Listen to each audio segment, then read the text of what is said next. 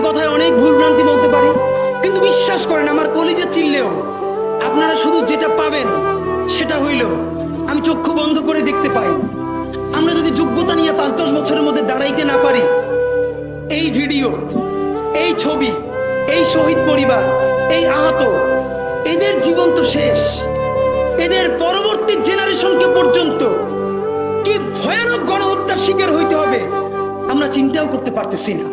সুতরাং বাংলাদেশের স্বাধীনতা, সার্বভৌমত্ব, বাংলাদেশের ইসলাম এবং মুসলমানকে বাঁচাইতে হইলে আমাদেরকে তুমুল যোগ্যতা অর্জন করতে হবে। এই মাদ্রাসা শিক্ষিত জনগোষ্ঠীর মধ্যে হাজার হাজার ছেলে লাগবে যারা সিএনএন, আল জাজিরায় তুমুল ইংলিশে বলতে পারবে। তাকে যে জঙ্গি বলা হয়, মিথ্যে ট্যাগ দেওয়া হয়, এটাকে ডিবাং করতে পারবে সেই ইংলিশে এবং অবাক করার মতো ফ্লুয়েন্ট ইংলিশে।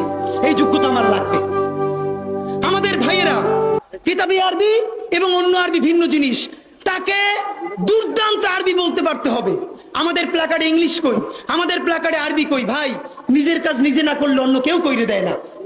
প্লিজ আপনারা কয়দিন আমারে, কয়দিন ওরে ভাই মনে করবেন, এরপর তো আমি আপনার বিপক্ষে বলবো, তখন আবার গাই লেবেন, এইটা কইরেন না। নিজে শক্তিশালী হন, নিজে যোগ্যতা অর্জন করেন। আমারে গালি দিয়ে হইলেও, বোকা দিয়ে হইলেও যে এই পুচকি বলা এত ভাব লয়, যা যোগ্যতা অর্জন করে ফেলাই। তবে কি জানেন, মিছিল দিয়া জান দেওয়া এটা একদিনের কাজ, 3 দিন 5 দিন 1 মাসের কাজ। যোগ্যতা তো আর 1 বছরে অর্জন হয় না।